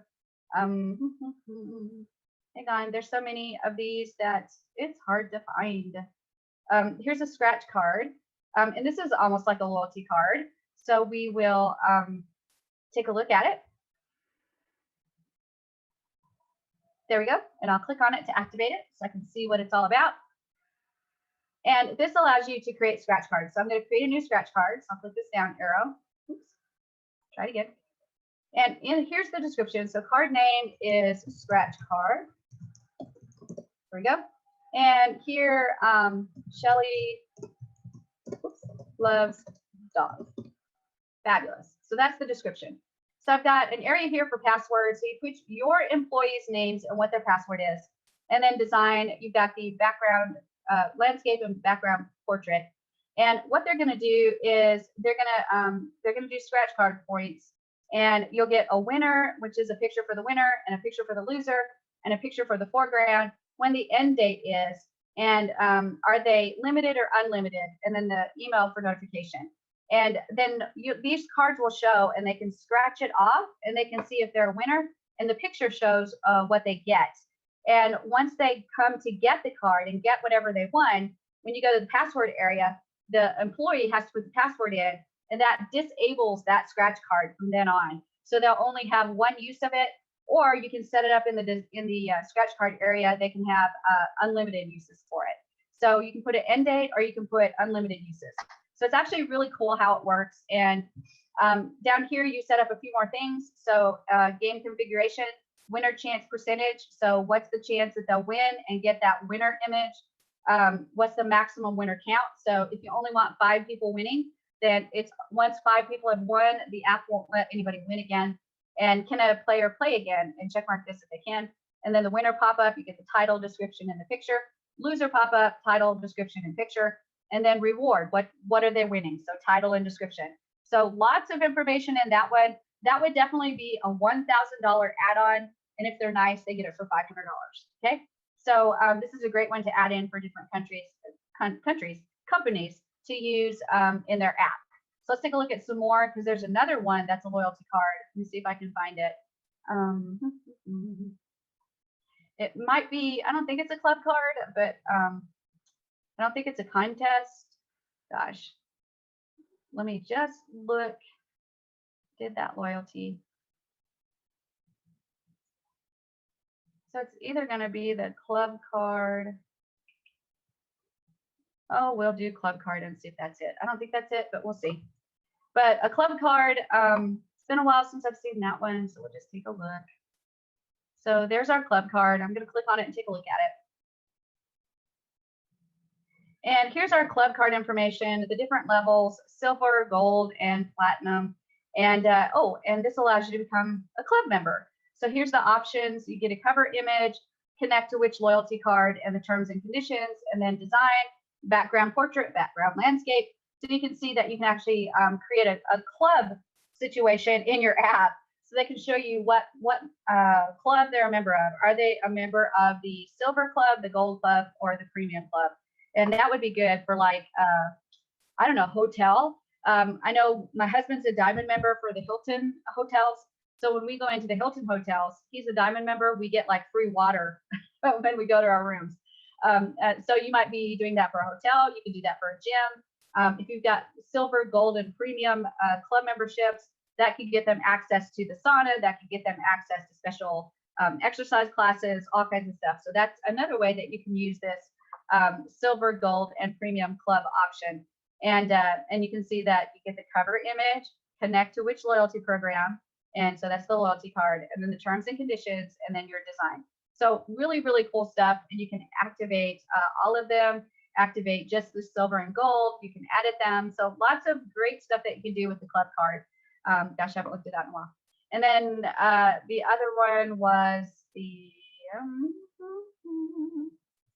I don't remember, invite, no, loyalty we looked at. So I can't remember which one is the other loyalty card, but there's like 3 or 4 different types of loyalty cards. So there's a couple of other things that I want you to know. You can set it up so that you have a calendar system inside of your app. And in that calendar system, you can actually set up your own appointments and keep track of your appointments just like any other calendar. So it's you keeping up with your appointments. And then we also have a catalog, like a store. So you can actually set up an e-commerce store inside of your app, and they can actually buy things through your store. So you set up the e-commerce, you add the catalog, and now they're able to actually purchase. So that's really cool. You can set up contests inside of your app. You can set up a donation system inside of your app. You can add folders to keep track of files inside of your app, and you can create forms inside of your app. You can do an image gallery. This is great if you have like a restaurant that wants to do an image gallery of some of their entrees. So that's another one that's an add-on. It's a really good add-on for restaurants, and you can charge $1,000, sell it for $500, and it will take you about 10 minutes to put together if they have the images for you. And then you can also do an images page that's not quite the same as the image gallery. You can do a page that has one link on it, or you can do a page that has many links on it. You can do, this is funny, it's a job search. So you can create an app that's a job search app. You can invite a friend. So put in the app that they have the ability to invite a friend to download the app. You have in-app messaging. This is actually really cool. Like if you've got a gym app that you've built and you want your gym members to be able to message each other, you can do in-app messaging and they can message each other through the app. You can keep track of birthdays. Just put this page in there and ask them when their birthday is. They'll fill that out, and automatically the system will send them a birthday email. They'll get a message from you, and you can even put in like a discount or something like that. You've also got the ability to put a protected area inside of your app, like a membership area. So you can build a whole front end part of your app and then a whole back end that the only way you get access to it is if you have access to it through a username and password. So this is actually a really cool tool because you can set up, like one of the apps you can do is for a business. So you have the front end business. These are our hours. This is our location, blah, blah, blah. And then you have an employee login area. And in that protected membership area where they can log in, they can get access to company training, company information, all that kind of stuff. Forms that they have to fill out, everything like that. So again, it's just a fabulous way to build a really sophisticated app really easily in this templatized builder. So you've also got, let's see, QR coupons. This one's really good. QR coupons allows you to give a person a coupon with a QR code. So let's go ahead and take a look at that. It's been a while since I've looked at it, so it might have changed with this new stuff. But you create a discount. So I'm going to click right here, and you put a picture for it. Whoops, let me click it again. You put a picture for it, a thumbnail for it, a title for it, a description, and then you put your conditions of what has to be met for this coupon to be valid. And you can check mark if they can only use it once. You put the end date, or you can check mark it if it's unlimited. And then this is the QR code that you're going to use. And this will show up on their QR coupon page. And you'll have this QR code at your business. And you will click the coupon, scan the code, and it will activate the coupon so they can actually use it right then and there from their phone. So it's really, really cool. And then, of course, you go to design, and this is the layout that you're going to get. And then you can add the background portrait and landscape images if you want a specific image for the background. So this one's really cool because, and I've used this QR code coupon quite a bit. It's really easy to set up. And again, you can set it up for $1,000, charge them $500, and they think they've gotten a good deal. And it's just a few clicks for you. You do have to create the picture though, but it gives you the exact dimensions. So it won't take you long to create something pretty cool, get it all set up, and they're ready to go. So this one's another really good add-on, especially to restaurants, to hair salons, to gym memberships. Those are three probably big ones that are going to be able to use QR coupons. So that's another really neat page that you can add. And then from there, let's see, you've got an RSS feed. That's really cool because anything that has an RSS feed, you can add into your app. So you just click on the RSS feed, get the RSS feed URL, and it will bring that stuff into your app really easily. Then we've got Twitter integrated. We've got a weather integrated. We've got WooCommerce. So if you've got WooCommerce, you can actually integrate that. We've got WordPress integrated, and then of course the push notifications page. And let's see. Then another really funny thing I wanted to show you is you could do your own Uber app. This is actually really cool. I haven't done this yet, but I think it's one of the coolest things that we have that I haven't done yet. And that is you can do, you click the little car icon and add that cab ride page. Let me see if I can say it right. But once you add the cab ride page, if you activate it, you're going to be able to add a cab ride functionality to your app. And the cab ride management is actually added to your area over here, and it takes a minute to add it. But you can go to your dashboard and actually set it up. So I'm going to click dashboard and let it add it to the dashboard. And we'll see everything that it does because it's actually a really neat system. Let me get a quick drink. And then here's our dashboard. And if you look, this is in the cab ride area of the dashboard. So I've got how many commissions that have been made. These are the total revenue for the day, the last 7 days, the last 30 days, and the last 365 days. So it keeps track of how much money that you're making. And then there's an accountancy area where you can keep track even more of what's happening with your cab ride application. And of course, you have to filter everything out. Here's your cash return request, your payouts, and you can keep track of all that. So let's go back to the editor and into features so you can actually see how you can set that up because it's actually really, really cool. And I'm thinking about doing this for the Oxford area where Ole Miss is at. It would be a highly used item. So cab ride. So I'm activating the page so I can actually see it. And now I can go to set everything up. So I've already clicked the dashboard. I need to make sure that it's available on the menu, that it's published. And here's the way it works. You either say you're the passenger or the driver. So you're going to check in as a passenger. It's going to get your GPS location. And it's going to allow you to ask for a driver to pick you up. And so now let's go to cab ride. And we can see the drivers and how they can register to become a driver for you. And you can approve them or not, right? So right here is where they register to become a driver for you. They have to enter their vehicle type. And if you click vehicle type, it keeps track of what vehicle types you have. So we'll take a look at that really quick. Here we go. So cab ride vehicle types. And you can add a vehicle type right here. We'll go to the settings. And when it loads the settings, we'll see these are all the things that we can set up for our cab ride system. So the currency we're going to use is US dollars. The time zone for me would actually be Central Chicago time. And then the distance units for me would be miles, not kilometers. And then the center map, you can leave it blank and it will center on the user's GPS position.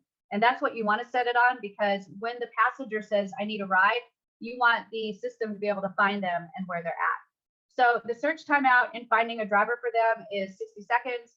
Search radius is either 10 kilometers or 10 miles. You can change that. You can make it wider. You can accept credit card payments, cash, or credit cards and cash. I would suggest you stick with credit cards. The payment provider, the only one allowed is Stripe.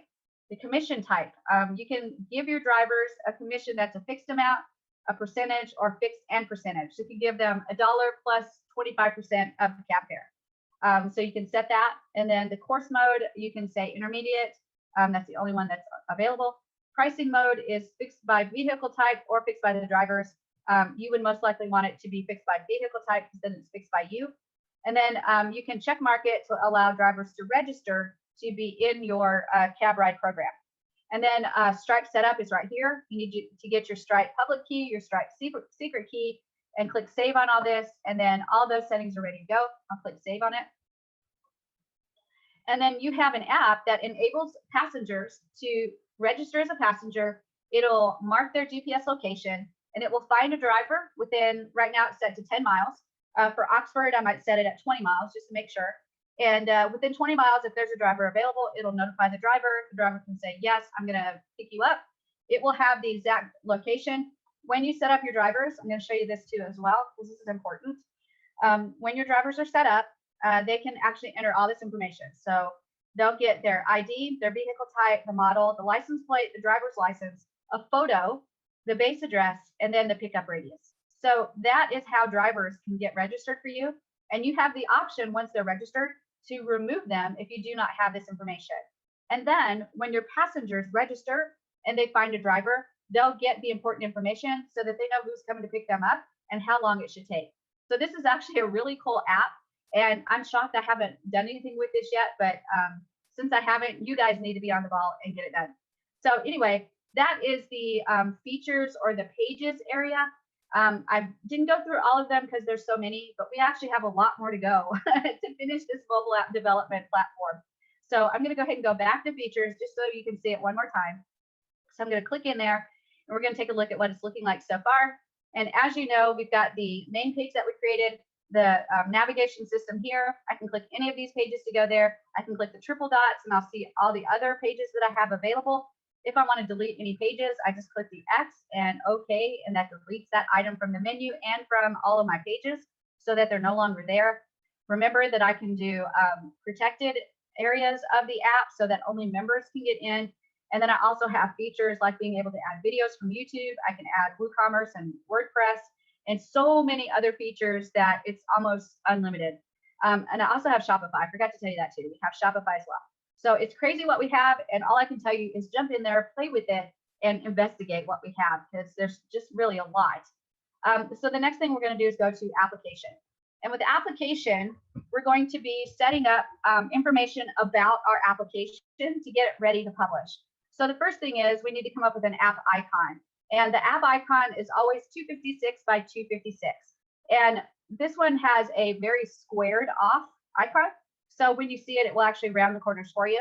But if you want to create your own icon, all you need to do is just remember that it has to be 256 by 256.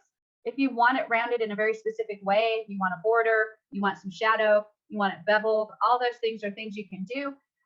But you'll have to do that and then upload the image. Let me see if I've got one here. So Builderall and training. We'll go to training. And this one's mobile app training and sizes. And let me see if we have a 256. There it is right there, my Builderall Diva. Let me see if it'll load. So the Builderall Diva that I have, it's showing me that this is the area that it's going to show, and this is what it's going to look like. So I'll click OK. So then it takes my logo that I had, and it actually does it just like this. I have a transparent background, so it actually shows transparent as well. So that's another neat way that you can manipulate how this thing looks, is to have a transparent background. But you can add anything as long as it's a 256 by 256. The next one is you can select your back button appearance. So the one that was showing for mine was actually this little arrow, but you can click any of these to be the back button.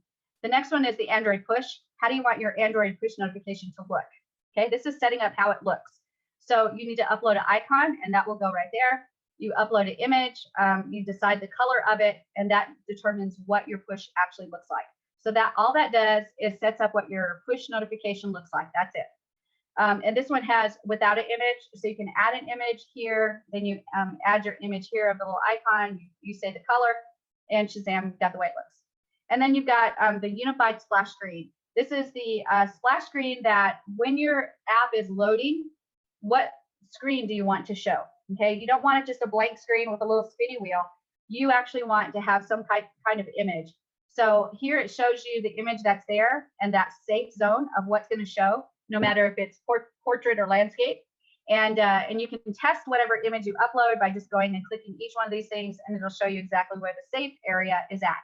And also it has that same template. If you click the PNG, it will open up and show you this template So you can design your image to make sure that the important stuff on your image is showing right there in that safe zone. Okay. And that's all for setting up the information to get ready to publish your application. And then the next one is publication. So let's take a look at that. And our page is loading. And I'm not ready to publish yet, but if I was ready, I could just say ready, publish my app, but I'm not quite ready yet. The first thing I want to do is make sure that my application name is correct. I do not want to touch the bundle ID. I do not want to touch the package name. And here's why.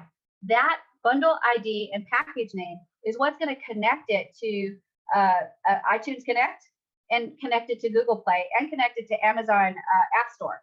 And what happens is when you make a minor change in your app, it's able to connect to those stores and actually update your app without you having to do a whole new build.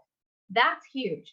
So you can do minor updates, as in, let's say that Bob works for you, but Bob no longer works for you now. You had to fire him. So you need to put now that Susan works for you. So you take out Bob's picture, you take out Bob's bio, you put in Susan's picture, you put in Susan's bio, you click save, and now that stuff is going to update to your apps automatically. If you add new pages or if you add a significant thing to your app, you're going to have to do a whole nother build. And I'll show you how we do builds and upload them to the platform. Okay. So you can also monetize your app. If you want to monetize, you can use AdMob. And to do that, you just check mark. AdMob is a great program to get interstitial advertising or advertising that shows up even in the over all the content that's in your app. And when you sign up for AdMob, you'll just put your Android information in there, your iOS information in there, and click save. You can choose what kind of ads you want to do. So you can do banner ads, interstitial ads, banner and interstitial ads. So banner ads are typically going to go at the bottom right here. Interstitials are ones that kind of overlay almost the entire screen, and the user has to click out of them. You can do one of them or both of them, whichever you choose, and then click save. And it's not unreasonable to put an app together and publish it and give it away for free, but have your AdMob advertising in there. And as people download your app and they use your app, if they follow the advertising, you get paid.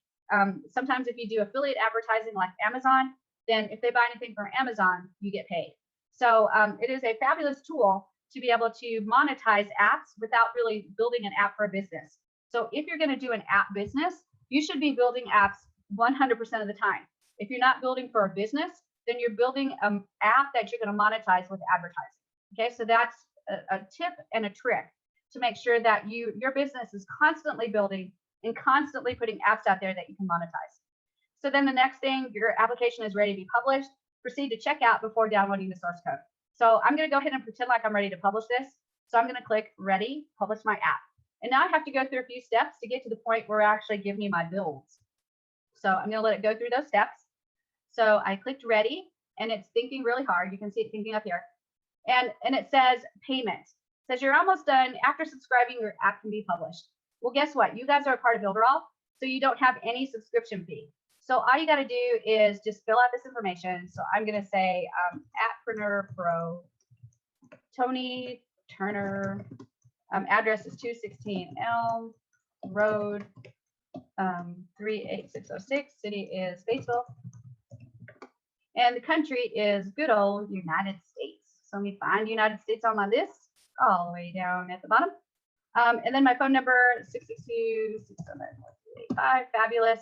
And now I'm going to go ahead and click save. And it's going to pull up, I think it pulls up an invoice next, and it'll tell me I owe $0. So web publishing is free, and you can publish up to one app, Yandy, and I'm going to click save. And now that I've clicked save, it's going to give me my order details. And as you can see, it's $0, right? I've got $0. I'm not paying anything because I'm a member of Builderall. So I'm going to click validate. And it's going to double check and see if I'm really a member of Builderall. And really, really I am. So now it's going to go through and take me back into my dashboard. So here we go. And it's thinking really hard to get me sent back there. So it says your order's been successfully paid. Your application will be published very soon. Click here to go back to the application list. So I'm going to click here. And here I am back at my dashboard where all my applications are. So here's my Friday live training. I'm going to go ahead and click edit. And I'm going back in there and I'm going to show you the next step that you need to do to get it published on iTunes Connect and also on Google Play or Amazon. So we go back to publication, and the flies are driving me nuts, you guys. This is crazy. There we go. And down here at the bottom, it says mobile source codes. And this is exactly what you need to publish to iPhone and to Android. So you've got your iPhone version with no ads, and the Android version. And then you've got generate builds, and you've got the Android APK, and it gives you the ability to designate what version it is, and you can generate the Android APK. The APK is what you want for Android. That's the files, the set of files that you need to upload to the Android version. So I'm going to go ahead and click generate APK, and that'll get me the Android version. And then I'm going to go ahead and do the iPhone version with no ads. So I'm going to generate the source for that as well. So now those are generating, and they'll be working in the background, and I usually don't have to wait too long for them to show up. It only takes usually a couple of hours. And then it says, after saving any advanced settings, you must rebuild and republish the application for changes to take effect. So remember, advanced settings. So if you do anything advanced or you add extra pages that weren't there before, that's something that you have to do a rebuild. So you're going to have to rebuild your iPhone version and generate another source code.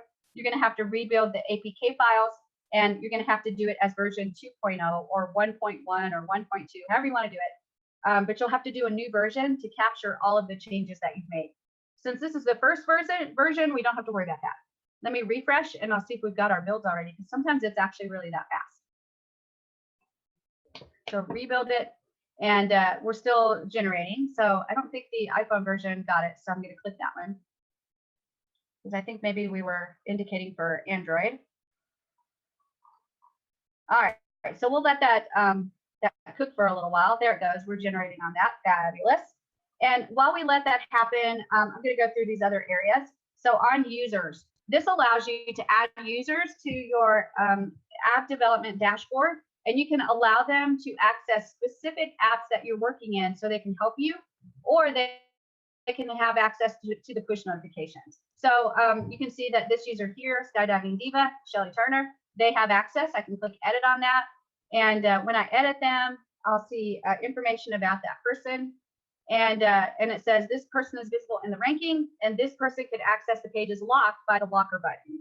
Okay, so for this app, this person has permission to access this app. That's actually really important, because if you have a VA that's helping you, you can give them access.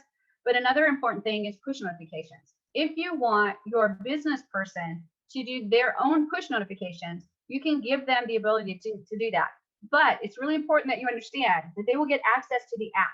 So you want to teach them, you're going to have to teach them how to go directly to the push notification area so they don't go into the app itself and mess anything up. So it's a really risky thing. And if you put them as having that capability, you want to have them sign a waiver that says if they mess up the app when they access, that you are not responsible. Okay, that's a really important thing. So think about it real hard before you enable them to access this, because they're going to get access to that total editor. There's no way to give them access to only a certain area. But if you do want them to do their own push notifications, you can allow them to have access through this user area, and then they can access the push notification area and do their own push notifications. The next one is promotions. So I'm going to go ahead and click that, and we'll take a look at that. Oops, and these slides are driving me nuts. So in here, once you add your item to the iOS store and the Android store, you'll actually be able to put the links right there. So you can put your link right there, put your link right there. And then the QR code, this is what allows you to take a look at your app while you're building it, and you can look at it on your phone. So let me kind of back up here. I'm on my QR code generator or QR code reader. And when I click that and I go right on that QR code, it's going to open up that app so I can look at it. And I can take a look at it and see how it's doing, how it's looking on mobile version. So it's taking a minute to load, but there's an example of what it looks like. So it's actually showing on my phone, and I can see it live on my phone. And then I can push the buttons and actually see if things load. So there's our contact us page, and I'll go back and I'll see if I can go to the Facebook page, and we'll see if it loads. I'm not sure if it will, but we can sure give it a try. It's thinking about it. That's the Facebook page that's not loading. So not sure why that's not loading, but that's okay. Sometimes we have glitches in these live trainings. That's what happens. But as you can see, it's loading like it's supposed to. And I can go to the important links. And there's the important links that we added a little while ago. So this is working good enough to get you a really good idea of how your app is looking, and your customer can get that idea too. So you can give them this QR code and they can take a look at it and see how it's coming for them. You can even ask them their opinion. How does it look? How are the colors? What do you think of the design? Yada, yada. So you can constantly get their input. So that's what that QR code allows. So you can take an image, download the QR code, print it on a piece of paper for your customer, give them that QR code, and at any time they can scan it and see how you're doing. Now we can go to analytics, and we've got the app analytics. So let's take a look at that first. And these app analytics are the analytics that apply to the application as a whole. So you can see how many total visitors you had to your app in the app stores. You can see how many installs you had, and it will separate it out by how many installs you had by iOS and Android, and then time spent in the application, and then visits by feature, and then the top 5 visits by feature. So, and then user location. So it will give you like a map of where these people are that are installing your app. So it's actually really cool, these analytics. And then you've got the feature analytics. So I'm going to go ahead and click that, and we'll take a look at that real quick. And in here, we've got from date and to date, so you can filter your analytics.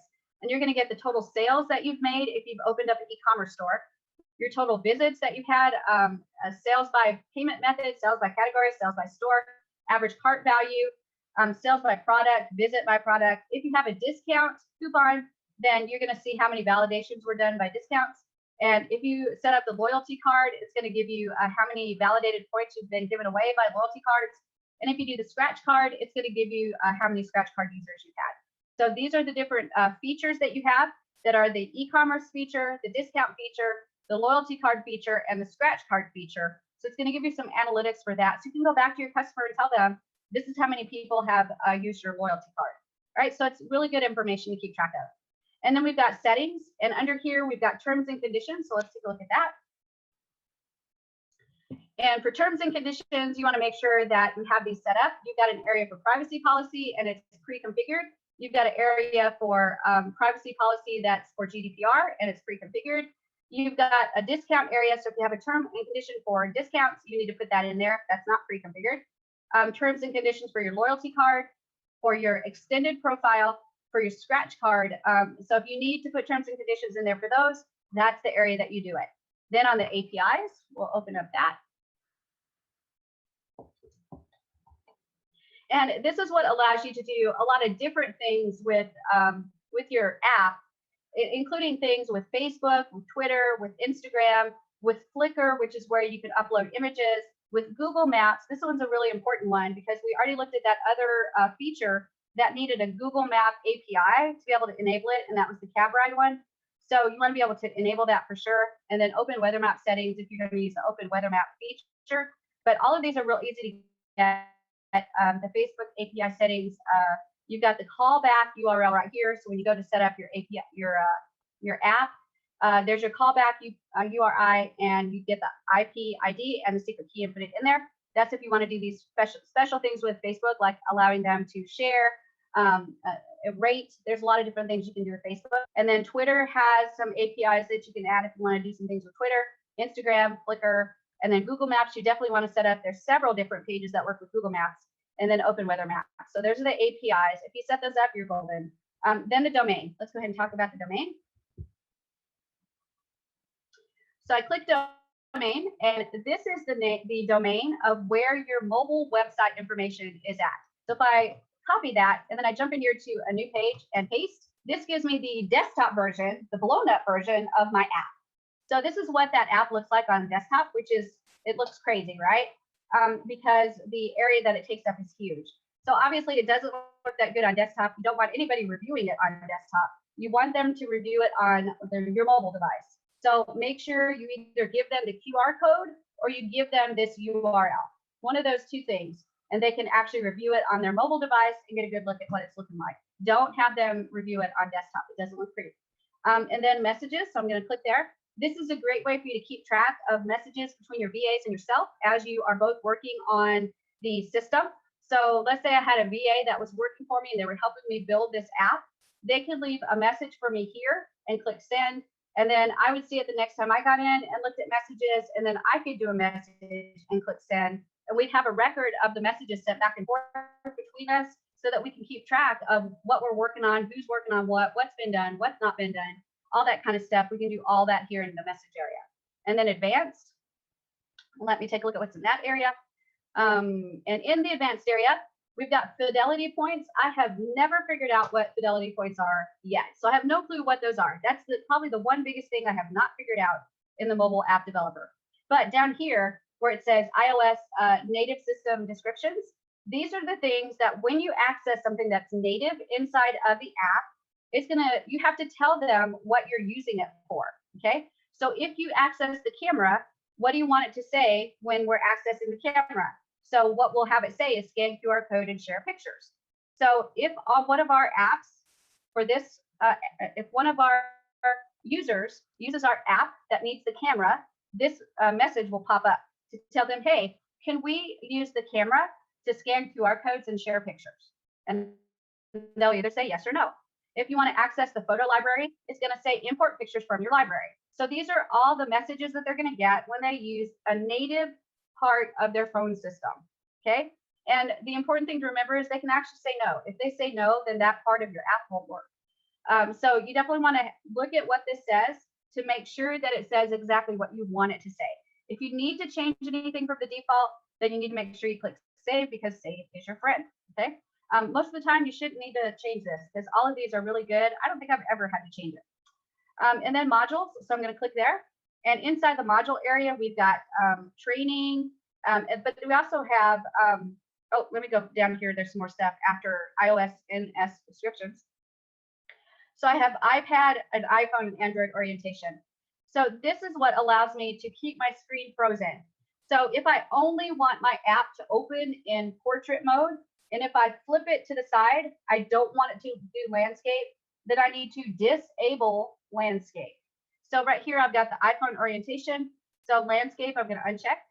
And then portrait, and then landscape, I'm going to uncheck. So portrait mode is the only one that's allowed for my iPhone settings. And then iPad, I want to disable iPad landscape. And then for Android, I want to disable landscape. So the only one that's enabled for any of these is actually portrait mode. Now, portrait upside down, I may want to disable that too, because I'm not digging that too much. So I'm going to disable that as well. So the only method that I have of looking at my app is portrait mode. That's up and down. If they do this, it won't work. If they do this, it won't work. If they do this, it won't work. The only way it'll work is this way. Okay. So that's how to kind of freeze your screen so that it won't work properly. So the Android orientation settings, Android's being more restrictive with screen orientation. Some combinations are not possible. So Android, iPhone, and iPad. Once you have them all set, you click save. And then everything is ready to go for the orientation. And now we can look at modules. So inside the modules here, we have training videos, we have loyalty analytics, we have export and import users, we have campaign analytics, the Amiga messages, that's a feature. A couple of pages have Amiga, and so you can look at the messages there. We've got a website builder. You can set up user groups, app icon maker. This is actually, let me take a look at the app icon maker, because I have one that I use that's actually really, really easy to use. This one is not that hard to use, but it's not that easy either. So if I want to change some things, let's see, image, I can upload an image, cancel, there we go. So I'm gonna upload an image, I'm gonna get Biology Diva, click open, and there's my Biology Diva. I can't make it bigger, I can't move it around. There's just a lot of limitations to that. So what I use actually in my system is I use Icon Slayer. I actually bought Icon Slayer, and I also offer that as a service. So what I do is I have my people build just a square icon, just a square icon. It can be like any size. And Icon Slayer will take that and make every single size you need for your app, for Android, iPhone, and every other version as well. So this is an example. What I have here, oops, let me go back over here.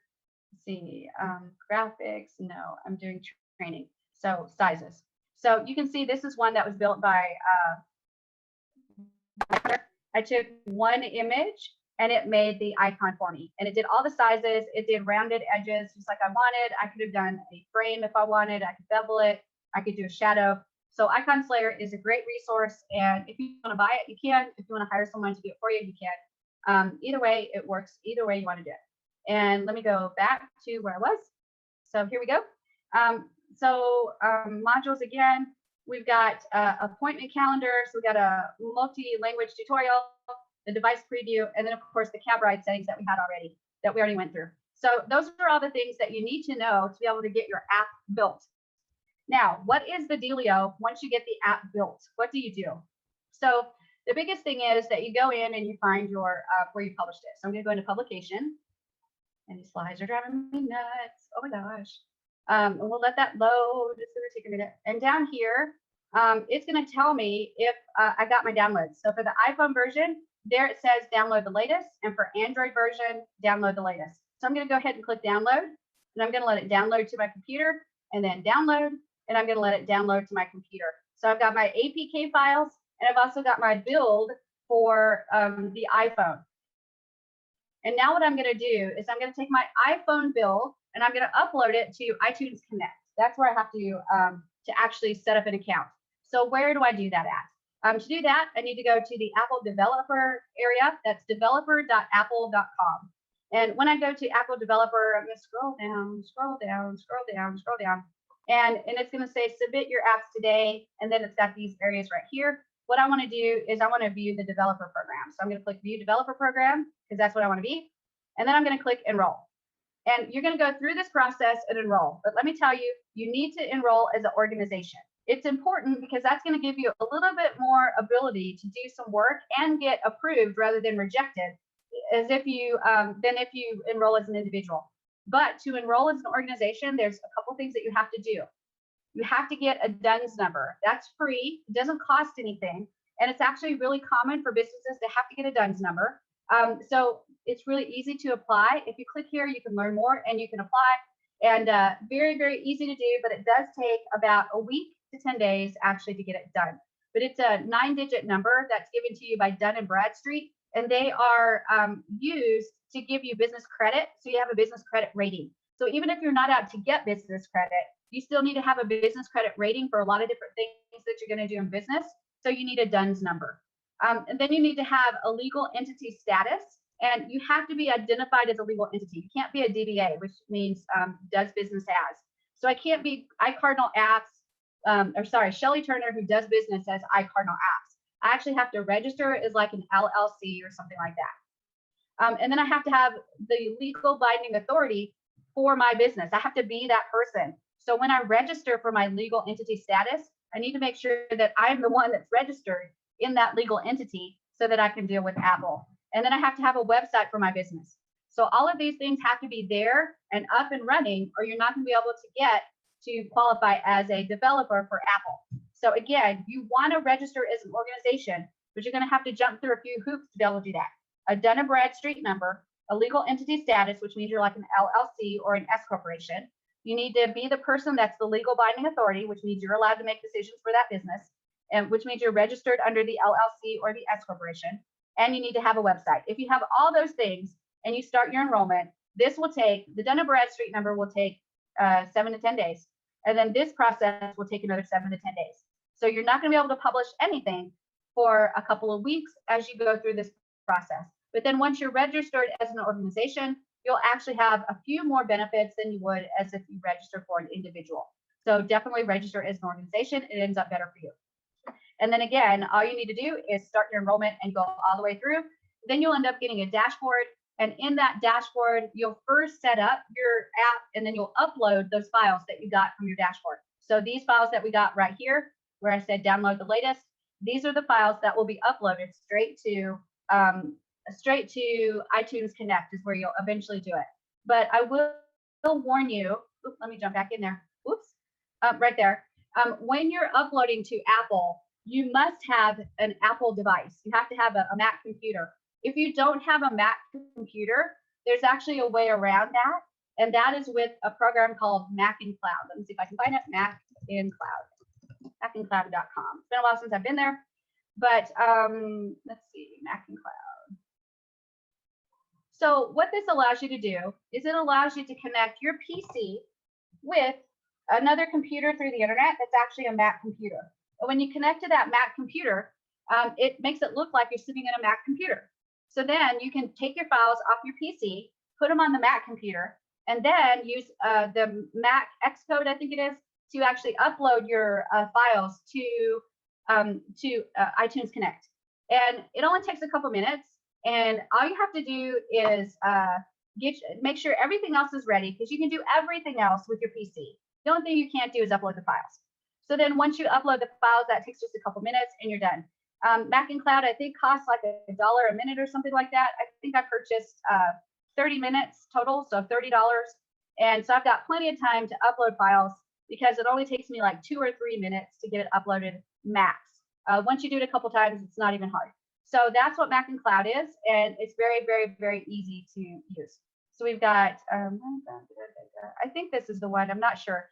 Let me take a look, Mac and Cloud. Mac and Cloud, I'm sure the name of it's Mac and Cloud, but I can't remember if it's macandcloud.com. Oh, there it is, Mac and Cloud. Yep, that's it. That's the one. So this is your ability to connect to a Macintosh computer without owning a Macintosh computer. So it's absolutely fabulous. So Mac and Cloud, remember that, write that down. When it's time to publish, you'll need that Mac and Cloud to be able to upload your files onto iTunes Connect. So then the next one, the Android file, this one is going to go onto Google Play, and it's also, it can go onto Amazon. Oh, before I go on, Apple devices, it costs you $99 per year to be an Apple developer. So in order to upload apps, an unlimited amount of apps to the Apple platform, you pay $99 per year. Okay, now the Android version. The Android version, you go to Google Play and you're going to be a Google Play developer. So I'm going to say Google Play developer. And then from here, you've got a Google Play developer console. That's right here. I'm going to log into that. And there's the Google Play developer console. It's at developer.android.com/distribute/console. Just do a simple search and you'll find it. And if you haven't got an account yet, you can set it up. And when you set up a new account, it'll cost you $25 one time. And you can upload unlimited apps to Google Play. And actually, Google Play is really easy to upload. And again, it's really similar. You just get in there, you enter the information about your app, and then you upload the files that you got.